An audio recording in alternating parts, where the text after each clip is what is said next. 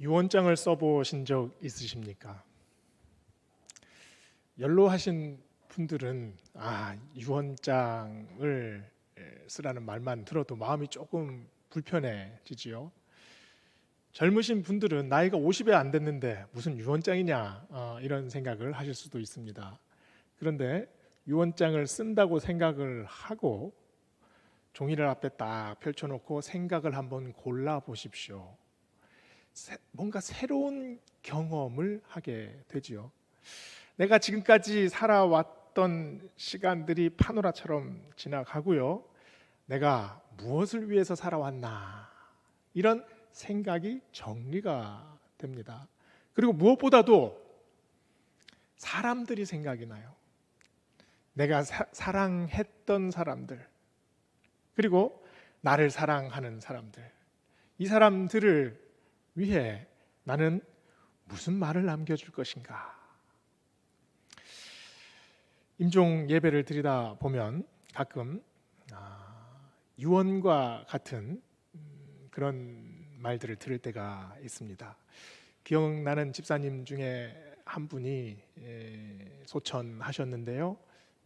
그분이 나이가 90이 가까이 되셨습니다. 임종 예배를 드리러 예배를 이제 다 마치고 예배를 끝냈는데 이분이 뭔가 말씀을 하시는 것 같아요. 그래서 제가 가까이 다가가서 귀를 이렇게 기울여 봤습니다. 많이 여위셨고 연로하셨고 목소리도 아주 작았습니다.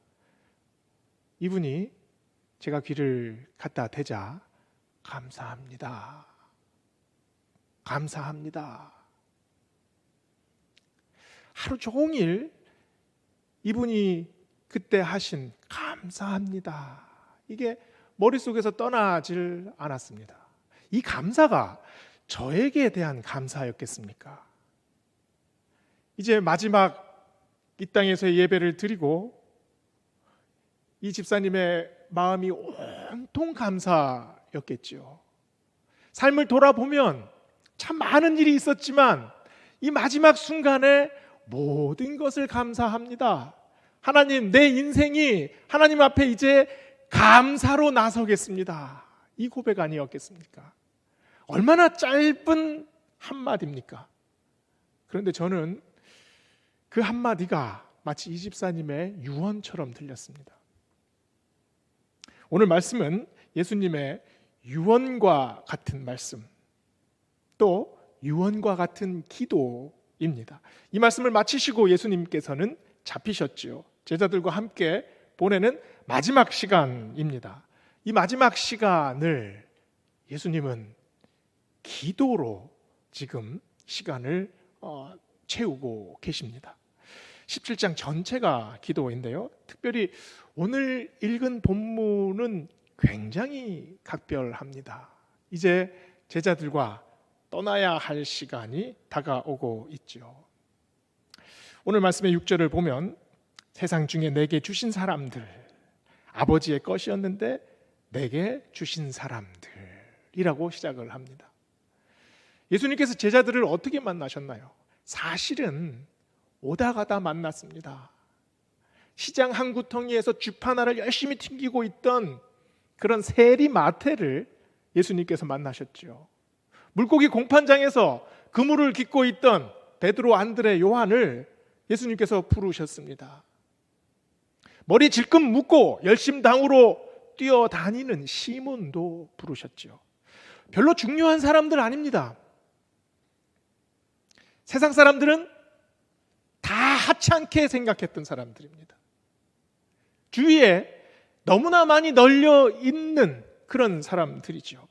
그러나 오늘 말씀에 보면 이 사람들이 아버지의 사람들입니다. 아버지의 것이었습니다. 아버지의 것인 이 사람들을 하나님께서 나에게 주셨습니다. 나에게 맡겨주셨습니다. 예수님이 지금 이렇게 기도하고 계십니다. 세상의 모든 것들이 주님의 것이죠. 주님의 것이 아닌 것이 아무것도 없습니다. 그러나 이 세상에서 가장 예수님께서 사랑하시고 아끼는 존재가 바로 이 제자들이지요. 예수님께서 요한복음에서 그렇게 말씀하셨잖아요. 세상에서 자기 사람들을 사랑하시되 끝까지 사랑하셨느니라. 예수님의 사랑이 이렇습니다. 오늘 말씀에 보면 8절에 이 예수님께서 사랑하시는 이 사람들이 어떤 사람들인지를 마치 정의 내리시는 말씀이 있습니다. 기도 속에 이렇게 말씀하시죠. 나는 아버지께서 내게 주신 말씀들을 그들에게 주었사오며 그들은 이것을 받고 내가 아버지께로부터 나온 줄을 참으로 아오며 아버지께서 나를 보내신 줄도 믿었사옵나이다. 아버지께서 주신 말씀, 이 말씀이 뭡니까? 복음이죠. 복음이 말씀이고 이 말씀이 예수님입니다. 예수님이 곧 말씀이지요. 오늘 이 예수님의 기도를 이 복음의 말씀을 한 문장으로 우리가 받아들이기가 어떻습니까? 복음을 글로 써서 전해주면 제대로 이해하겠습니까? 복음은 사건입니다. 예수님 사건. 하나님의 아들이 이 땅에 사랑으로 오신 사건, 말씀이 육신이 되신 사건, 그 말씀이 사랑으로 되고 그 사랑이 희생이 되고 그 희생이 은혜가 되고 그 은혜 때문에 그 은혜를 통해서 믿음이 생겨나는 사건, 그것이 바로 복음이죠. 그래서 오늘 8절에 보면 이 복음의 사건, 예수 그리스도를 나의 구주로 고백하게 되는 이 과정을 동사로 계속해서 표현합니다. 8절에 보면 동사가 계속 나오죠. 주었사오며 받고 알고 믿었습니다. 이 말씀을 다시 풀어보면 어떻게 될까요?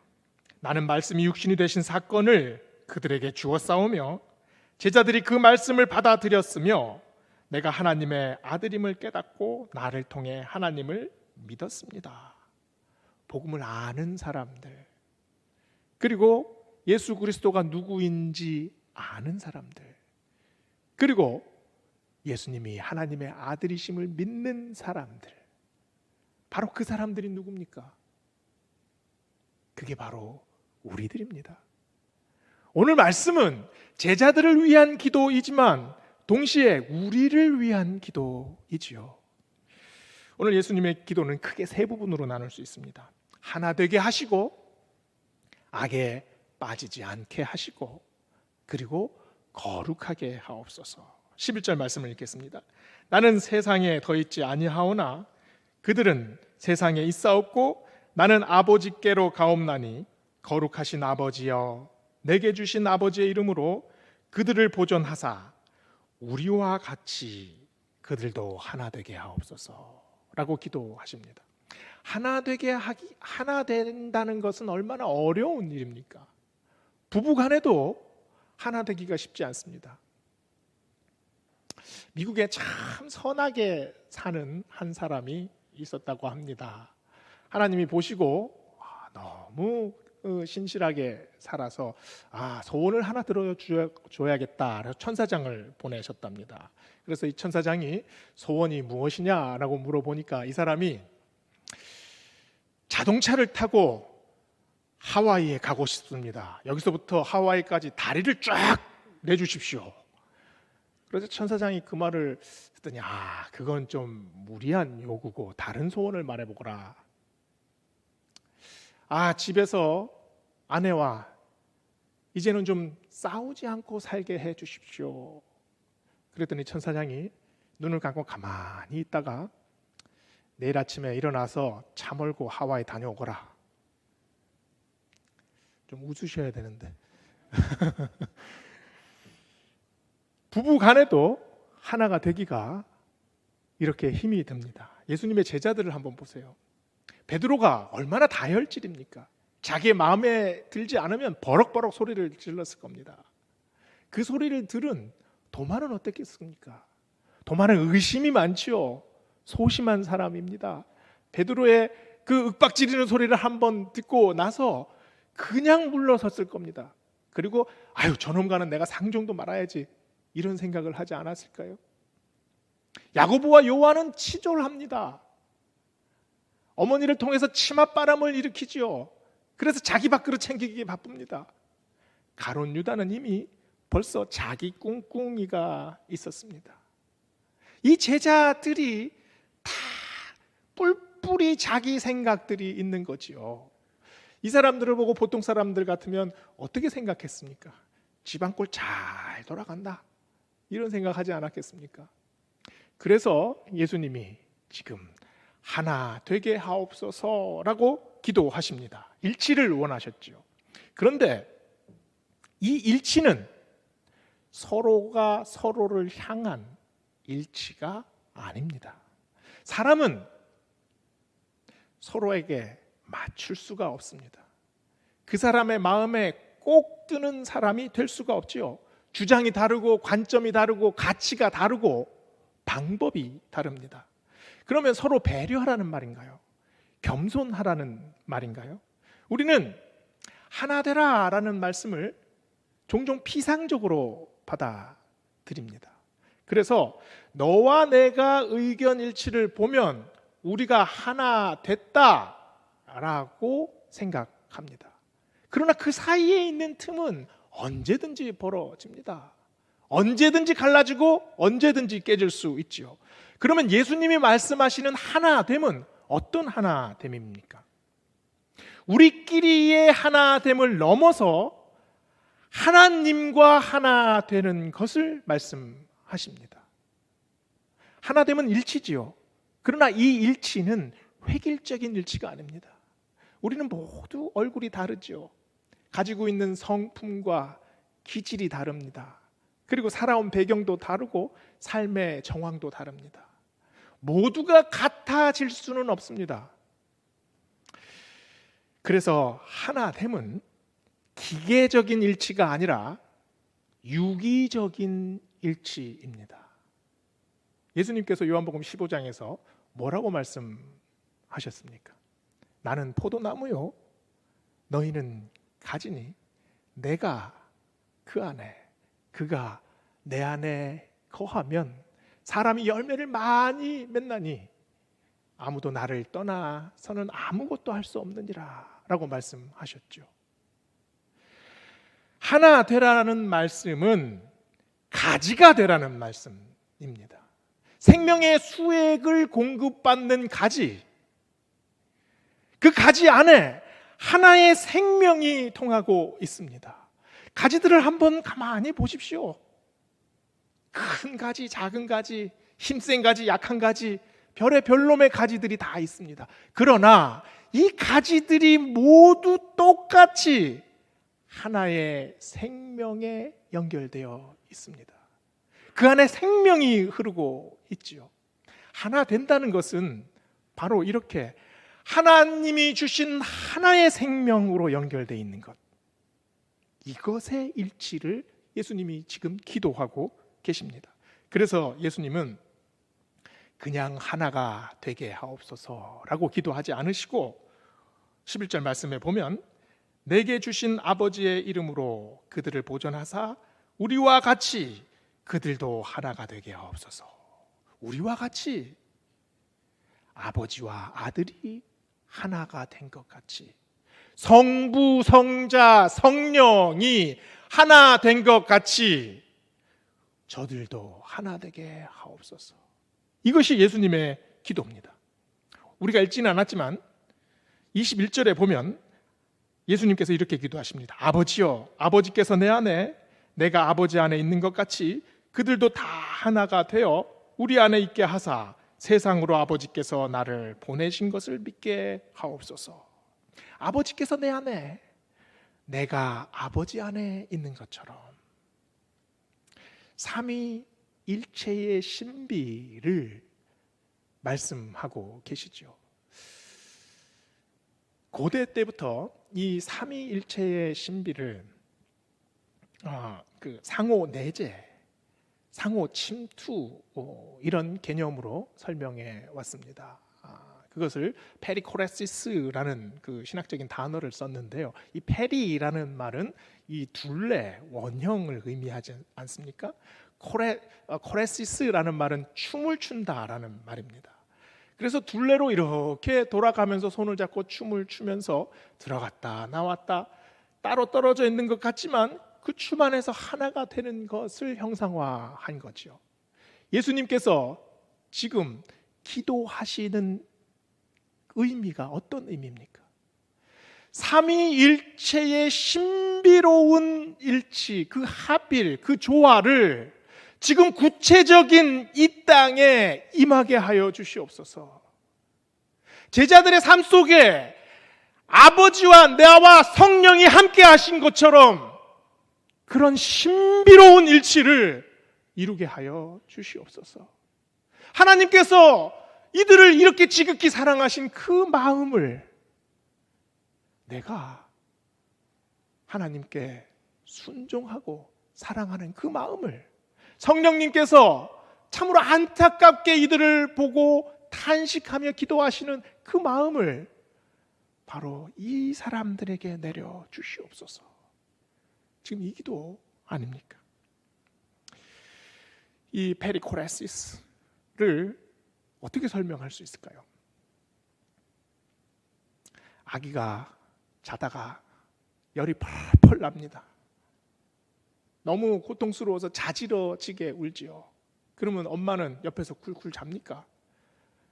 벌떡 일어나서 아기를 안습니다. 열을 재보고 약을 먹이고 달래고 밤새도록 달래도 아기는 울음을 그치지 않습니다. 엄마의 마음이 어떨까요? 너무 아프고 너무 슬프고 내가 대신 아팠으면 좋겠고 밤새도록 아기를 안고 씨름합니다. 새벽이 돼서 아기는 어느새 새근새근 잠이 들죠. 엄마는 아기의 고통과 아픔을 그 시간을 통해서 자기의 아픔으로 느낍니다. 그러면 아기는 어떤가요? 엄마의 눈물과 엄마의 안타까움을 자기도 모르게 알게 되고 경험하게 됩니다. 여기에 신비로운 일치가 생기지요. 신비로운 조화가 생깁니다. 바로 이게 페리코레시스 아니겠습니까? 우리의 삶이 얼마나 부족하고 연약하고 또 부끄럽습니까? 우리는 갈라지고 외면하고 미워하고 돌아섭니다. 어쩌면 우리의 상태가 엄마 품에 안겨 있지만 계속해서 울고 있는 아기와 같지 않습니까? 이런 우리의 삶의 구체적인 상황 속에 예수님께서 지금 기도하고 계십니다. 아버지 하나님의 사랑을, 나의 이 사랑의 마음을, 그리고 성령님의 마음을 이 사람들 사이에 내려 주시옵소서. 이 기도가 예수님의 기도입니다. 이 기도가 우리에게 임하면 우리의 삶이 달라지죠. 우리의 관계가 달라지죠. 그리고 우리의 목적도 달라집니다. 일치 못할 것 같은 그런 관계들의 변화가 생깁니다. 그리고 눈이 뜨이지요. 생명으로 우리를 하나로 만들어 주신 하나님의 힘이 우리의 영혼에 힘을 주십니다. 그래서 우리가 우리를 다시 보게 되고 또 상대를 다시 볼 수 있는 힘을 만들어 주시죠. 예수님의 기도는 우리끼리의 연합을 하라라는 말씀보다는 그것을 훨씬 넘어섭니다. 수평적인 차원에서의 하나가 되라가 아니라 수직적인 차원에서의 하나가 먼저 되어야 한다. 새로운 차원, 새로운 존재, 새로운 은혜, 새로운 사랑으로 다가갔을 때, 하나님과의 관계가 먼저 형성이 됐을 때, 그 은혜가 우리 삶 속에 임했을 때, 그 생명이 나를 휘어잡았을 때, 그때 나의 삶이 수직적으로, 이제 수평적으로 펼쳐진다는 말씀입니다. 하나 되게 하소서의 기도는 하나님 앞으로 나아가라는 기도입니다. 초월적인 신비로운 하나님의 힘 앞에 네 인생을 맡겨라라는 기도입니다. 그래서 이 땅을 살아가면서 어둠이 되지 말고 빛으로 살아라라는 기도이지요. 예수님의 두 번째 기도는 악에서부터 이들을 지켜달라라는 기도입니다. 15절에 보면 내가 비옵는 것은 그들을 세상에서 데려가기를 위함이 아니요 오직 악에 빠지지 않게 보전하시기를 위함이니이다. 우리가 구원받았을 때 하나님께서 우리를 바로 하늘나라로 데려가십니까? 믿음을 가지고 이 땅을 살게 만드시죠. 그런데 이 땅에 사는 우리는 무엇을 봅니까? 악이 넘쳐나는 모습을 보게 됩니다. 우리가 아침에 일어나서 뉴스를 보게 되면 우리가 어떤 환경에서 사는지, 얼마나 악이 넘쳐나는 세상에 사는지를 매번 절감하게 됩니다. 살인과 강도와 강간과 폭력과 질시와 차별과 모략과 술수가 매번 뉴스에서 넘쳐납니다. 이런 상황에서 예수님께서 악에 빠지지 않게 하옵소서라고 기도하십니다. 이 기도는 우리 눈앞에 보이는, 직접 우리가 경험하는 그런 실제적인 악에 빠지지 않게 하옵소서라는 기도도 됩니다. 그러나 악의 현상은 사실 눈에 보이는 것보다 눈에 보이지 않는 부분이 훨씬 큽니다. 우리 내면 속으로 스며드는 악, 우리의 의식 속에, 우리 무의식 속에 켜켜이 잠재되어 있는 악. 나는 무언가 최선을 다한다고 노력을 했는데 그것의 결과가 오히려 악에 기여하는 경우도 있죠. 필립 얀시라는 분이 이런 말을 했습니다. 바흐와 베토벤 그리고 루터와 괴테를 배출한 독일에서 어떻게 히틀러와 또 아이히만 같은 인간들이 나올 수 있을까? 독일은 기독교적인 나라라고 해도 과언이 아닙니다. 지금 현재 독일에서 가장 정치적으로 세력이 강한 정당이 기민당 아닙니까? 기독교 민주당입니다. 2차 세계대전 때는 더 했겠지요. 기독교 인구가 엄청 많았습니다. 그러나 이 많은 크리스찬들이 나치의 유혹에 단번에 넘어가 버렸습니다. 외부적으로 드러나는 악보다 내부에서 벌어지는 악이 더 심각하지요. 우리 마음 속에서 움직이는 그 악의 현상은 아무도 모릅니다. 나만 알고 있지요. 악을 규정하기 시작하면 그 악이, 그 숫자가 얼마나 많습니까? 사회악, 구조악, 인격을 파탄내는 악, 가정을 무너뜨리는 악, 그 수많은 악들을 규정하다 보면 그 악 뒤에 마지막으로 서 있는 한 존재를 발견하게 되죠. 사단입니다. 아무리 악마 같은 인간이라도 그 인간 자체가 악마일 수는 없습니다. 사단이 조정하고 있는 거지요. 전쟁의 상황을 보면 얼마나 처절합니까? 피도 눈물도 없는 것 같죠. 그러나 그 전쟁에 참여하고 있는 한 사람 한 사람을 보세요. 안타깝습니다. 참으로 가여워요. 이 모든 그 서로의 적대감을 형성시키는 존재, 사단이 조종하고 있다는 거죠. 그래서 주님은 우리를 붙들어 달라고 기도하고 계십니다. 악에 빠지지 않게 붙들어 주시옵소서. 악에서 구하소서. 이 기도가 우리 삶 속에 지금 임하기를 원합니다. 세 번째로 주님은 제자들이 진리 안에 거룩하게 되기를 기도하셨습니다. 카도시라는 말입니다. 거룩, 하기오스. 근데 이 거룩하다라는 말에는 두 가지 의미가 있는데요.